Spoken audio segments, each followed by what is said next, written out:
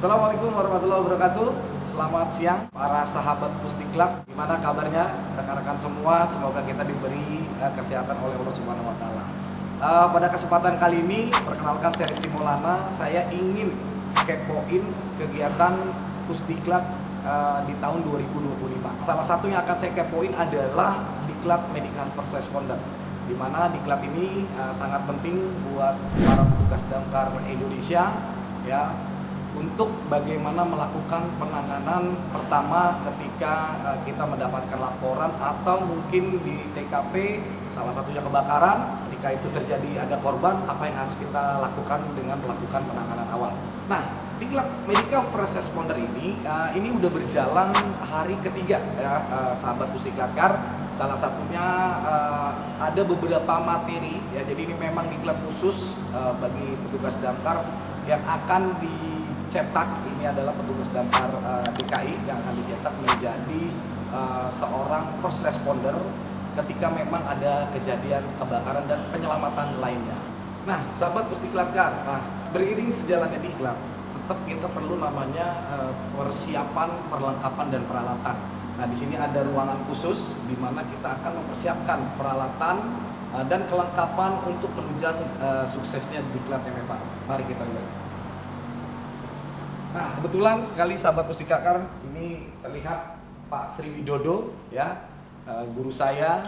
Ini beliau sedang mempersiapkan peralatan untuk teman-teman peserta diklat ya. Di sini Pak Dodo lagi sedang mempersiapkan pembagian grup presentasi, di mana diperlukan berbagai peralatan. Ya tentunya memang ini kami sebagai Pusdiklat penyelenggara akan mempersiapkan segala sesuatunya.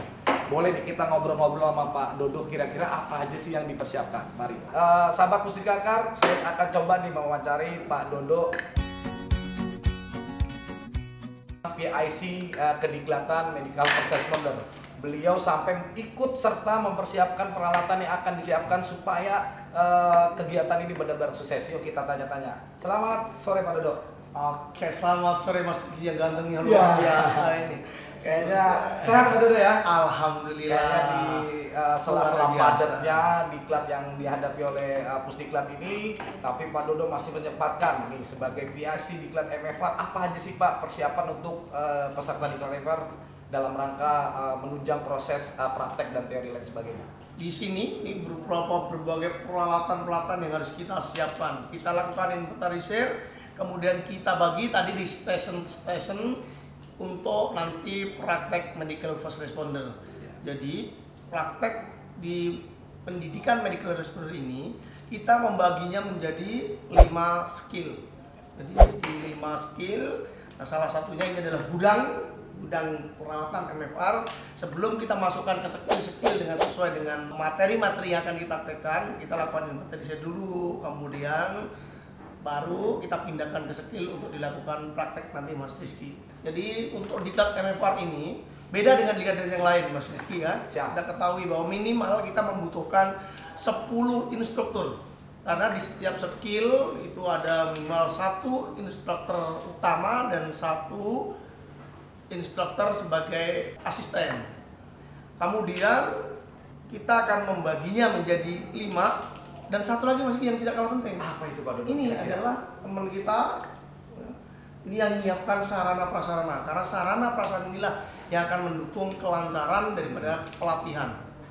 Kemudian timer Mas Rizky nanti kan berlaku wali kelas setiap praktek per 45 menit kita harus ada yang mengawasi sehingga putarannya benar-benar tepat waktu sehingga tidak molor kemana-mana. Itu tujuannya. Nah, Pak Dodo, itu berarti butuh benar-benar kita kerjasama yang baik ya Pak antara seluruh penyelenggara di Pusdiklat maupun. Nah, untuk sumber sendiri nih Pak Dodo, praktisi apakah kita hanya orang dalam atau melibatkan praktisi-praktisi dari luar Pak Dodo? Ya betul Mas Rizky. Jadi selain juga tim-tim kita, terus saya sendiri ada Mas Rizky, sama ada Pak Musolik dari intern dan teman-teman dari Dinas Pemadam Kebakaran DKI Jakarta, kita juga harus melibatkan praktisi Mas Rizky.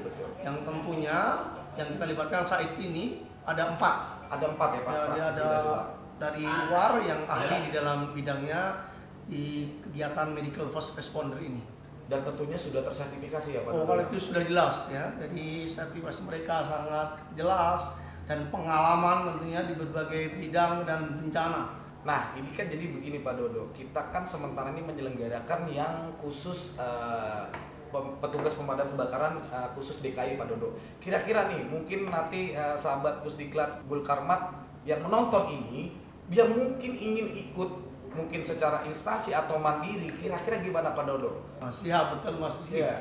Penting sekali Mas Rizky ya. Iya. Apalagi kalau mandiri bisa nanti tinggal menghubungi di Iya. admin kami, di mana di Pusdiklat itu kita juga menyelenggarakan untuk umum. Kemudian rekan-rekan teman kita damkar di daerah. Kenapa? Karena tupoksi damkar itu selain pemadaman juga penyelamatan.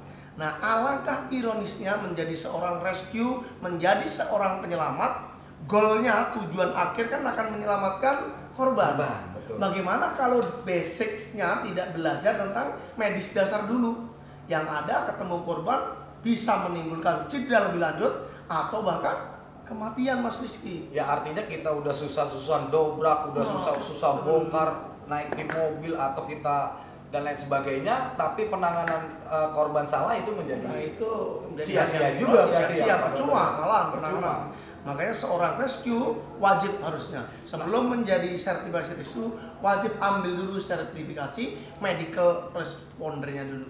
Jadi kita usahakan kita harus ikuti dulu diklat medical first responder, baru kita ke jenjang diklat rescue. Itu betul. Kalaupun yang sudah rescue duluan ya nggak apa-apa, Ya. tapi tinggal nanti diklat Menguatkan medisnya, medisnya. kuatkan karena tadi penanganan daripada goal daripada penyelamatan adalah jiwa dan nyawa. Jadi seperti itu nih sahabat Pusdiklat, apabila rekan-rekan damkar Indonesia yang ingin memang mau mengikuti diklat MFAN, silakan hubungi admin kami nanti di bawah sini dengan Pak Suminto, mungkin sebagai juga dikenal. Yang memang belum diklat rescue, kami harapkan rekan-rekan di damkar Indonesia ikuti diklat medical first responder dulu. Nah, tapi ngomong-ngomong nih Pak Dodo, ini lagi ngapain nih sekarang nih? Lagi Ini kebetulan untuk di intern kita kan ada 16 angkatan medical first responder. siap. Banyak ya Pak Dodo ya? Banyak. Jadi memang kita wajib Mas Rizky ya, sebelum menjadi rescue mereka wajib mengambil medis dasarnya. Nah, saat ini sudah, karena kita sudah berjalan 3 hari, semuanya sudah praktek, kita akan menyiapkan untuk nanti praktek ekstrikasi korban dan lifting, moving korban. Bagaimana cara memindahkan korban yang benar, makanya kita siapkan dulu nih peralatan pemindahannya. Setelah nanti diskusi selesai, kemudian kita dilanjutkan praktek-praktek di sekitar lain. Itu Mas Rizky. Iya.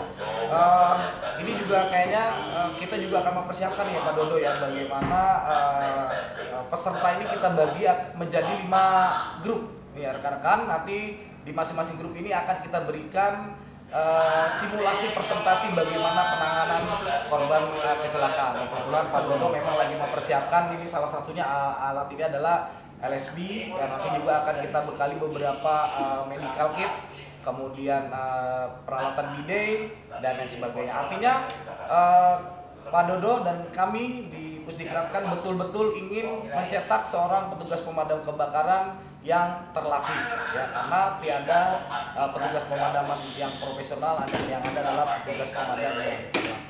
Baik Pak Dodo, terima kasih. Setelah ini kita coba kepoin nih Pak di masing-masing session. Oke Mas, Ya, supaya lanjutkan. Siap Pak Dodo. Terima kasih Pak Dodo, semoga sehat selalu ya Pak Dodo. Di Diklat MFAN ini sekarang lagi giat praktek ya. Jadi kita kepoin ada 5 station yang akan kita ajarkan kepada damkar Indonesia, khususnya adalah DKI. Yang pertama akan dilakukan penanganan trauma dada dan abdomen.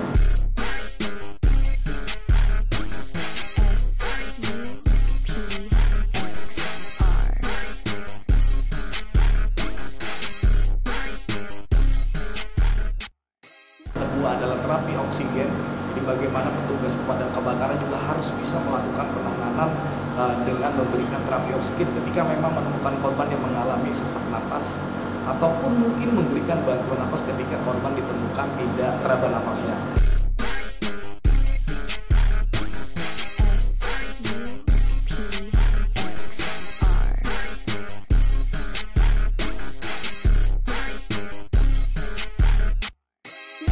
It's a lot of bags in this bag. Backseat, it's a lot of hands on the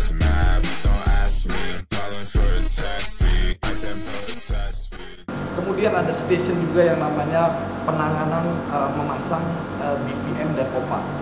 Ya, jadi untuk membebaskan jalan napas dengan menggunakan OPA serta bagaimana penggunaan BVM.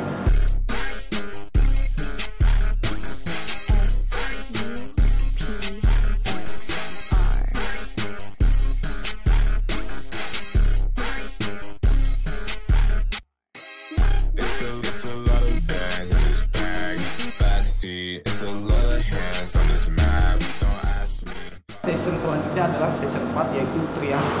Jadi petugas kita juga diajarkan bagaimana memilih korban, memilah korban ketika memang ada kejadian bencana dan lain sebagainya.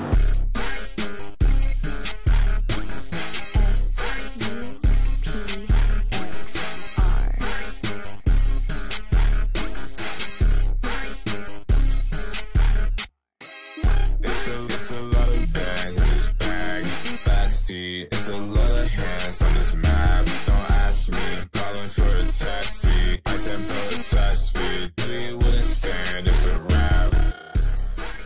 Di station 5 ini yaitu trauma leher dan luka menancap. Ya, mungkin nanti bola mata keluar, bagaimana penanganannya. Kemudian ketika ada luka menancap, bagaimana penanganannya.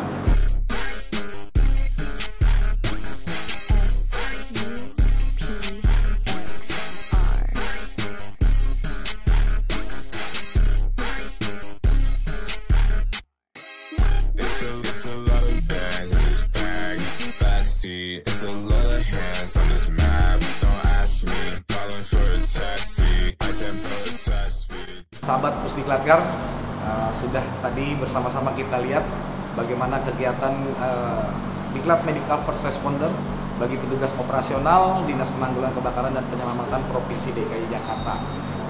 Kami tunggu ya rekan-rekan Damkar Indonesia untuk terus meningkatkan kompetensinya ya dengan jenjang diklat yang sudah diatur dalam Permendagri. Terima kasih sahabat Pusdiklatgar. Wabillahi taufiq wal hidayah. Wassalamualaikum warahmatullahi wabarakatuh. Damkar, jaya jaya jaya.